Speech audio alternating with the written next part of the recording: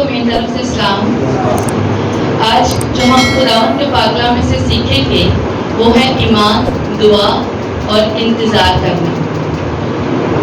آئے ہم خداوند کے پاک کلام میں سے حوالہ نکالیں۔ یہودا کا عام خط، اس کا ایک ہی باب ہے، اس کی 20 اور 21 آیات۔ یہودا کا عام خط مکاشفہ سے پہلے، اس کی 20 اور 21 آیات۔ مگر تم ہے پیارو، اپنے پاک ترین ایمان میں اپنی ترقی کر کے اور القدس میں دعا کر کے اپنے آپ کو خدا کی محبت میں قائم رکھو اور ہمیشہ کی زندگی کے لیے ہمارے خداوند یسوع مسیح کی رحمت کے منتظر رہو۔ خداوند کے پاک کلام کے پڑھے اور سنے جانے پر ہم سب کے لیے باعث برکت ہو۔ آمین۔ کرتے تشریف رکھیں۔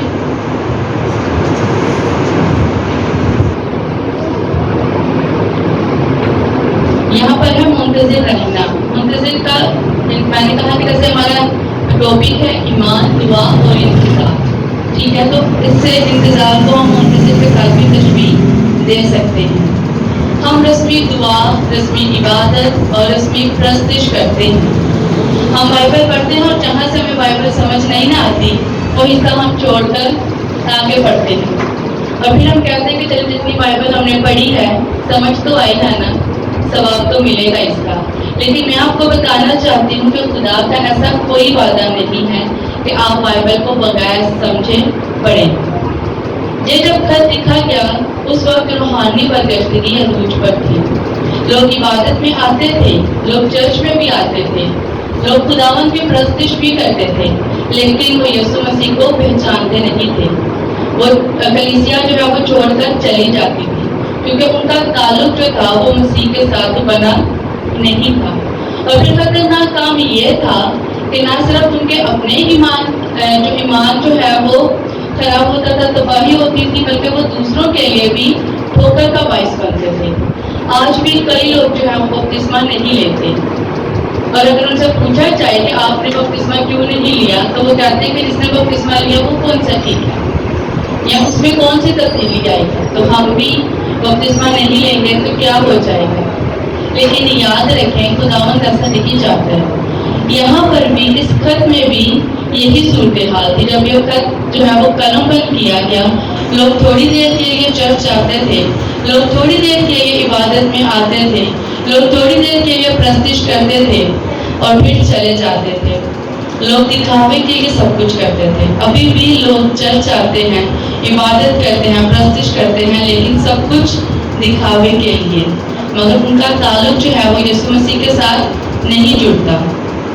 میں آپ کو بتانا چاہوں کہ خدا یسوع مسیح نے پاک کلام میں کہا کہ تم میں بدعتوں کا ہونا اور ٹھوکروں کا لگنا ضروری ہے، مگر افسوس اس شخص پر جس کے باعث جو ہے وہ ٹھوکر لگے۔ اگر تم میں کسی شخص جو ہے وہ دوسروں کے لیے ٹھوکر کا باعث بنے تو اس کے گلے میں چکی کا پار ڈالا جائے۔ چکی کا پار دیکھا کسی نے؟ چکی دیکھی ہے؟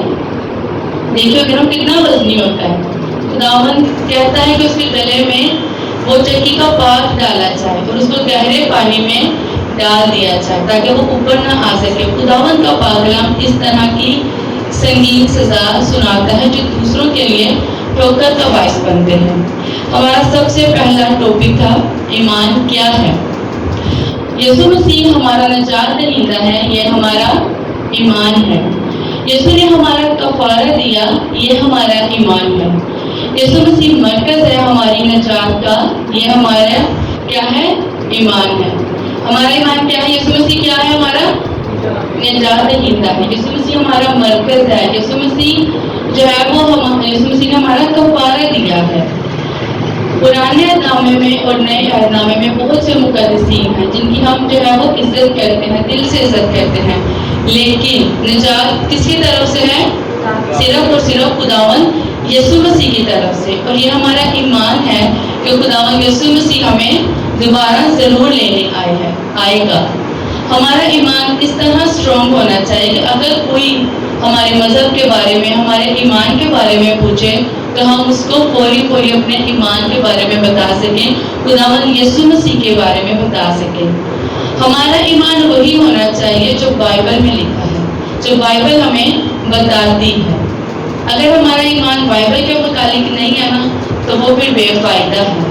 ایسا ایمان بے فائدہ ہے جس کی ہم تشریح نہیں کر سکتے، جس کی ہم دفاع نہیں کر سکتے، جس کے بارے میں ہم خود نہیں جانتے یا سنی سنائی باتوں پر یقین رکھتے ہیں.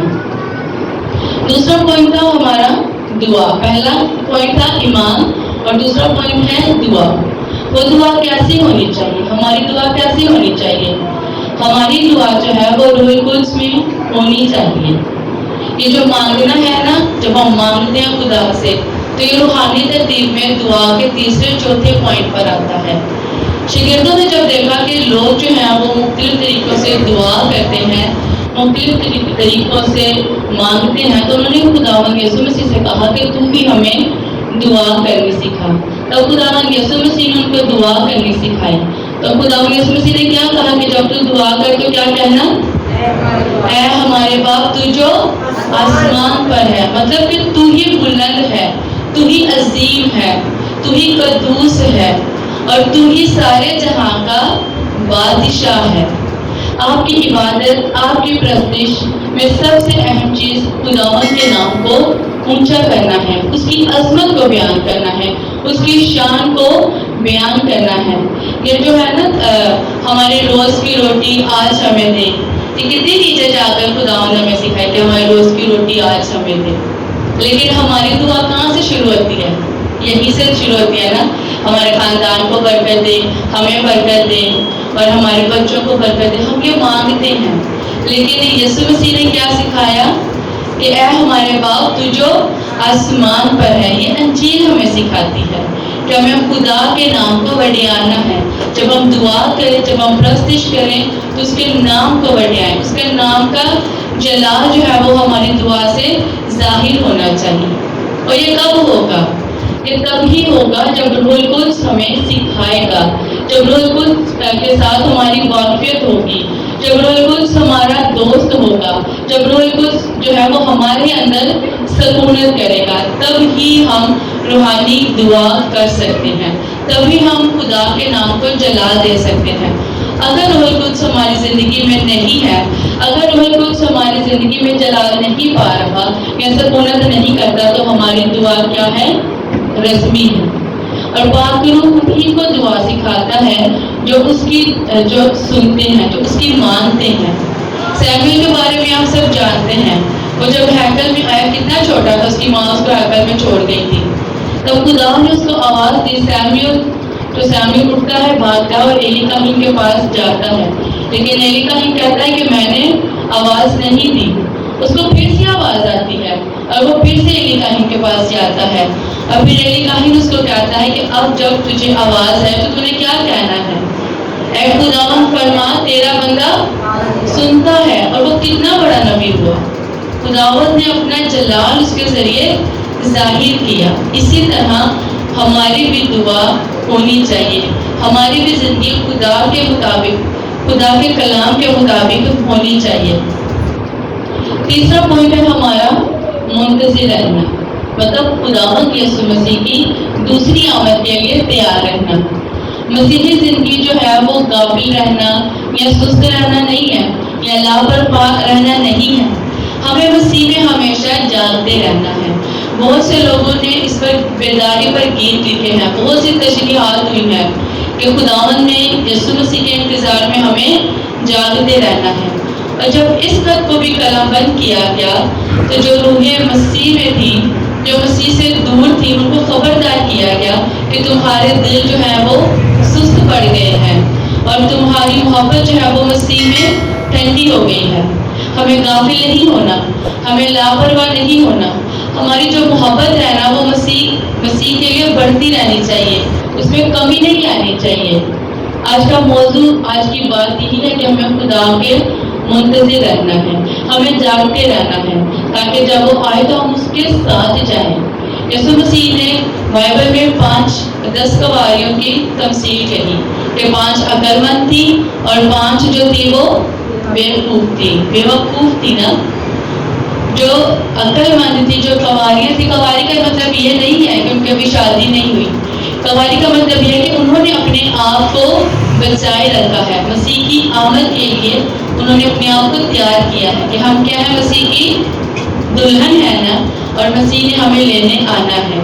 جو بیوقوف تھی وہ روحیں ہیں, وہ ایماندار ہیں کہ جن کے پاس تیل تو تھا لیکن انہوں نے جیسے قواریوں نے اس تیل کو ضائع کیا. تو وہ ایماندار جن کے پاس روح القدس ہے لیکن انہوں نے کیا کیا, اپنی غفلت اور اپنی لاپرواہی میں انہوں نے اسے کھو دیا.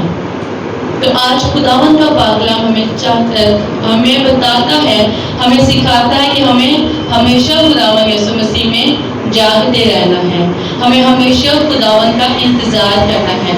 ہمیں سو نہیں جانا, ہمیں سست نہیں ہونا, بلکہ مسیح میں بیدار رہنا ہے, مسیح کے منتظر رہنا ہے, تاکہ وہ جب وہ آئے تو ہم آسمان میں ہوا میں اڑ کر خداوند کا استقبال کرنے کا لائق بن سکیں. خداوند کے پاک کلام کا سننے جانے پر ہم سب کے لیے پیسے ہوتے ہیں. آمین.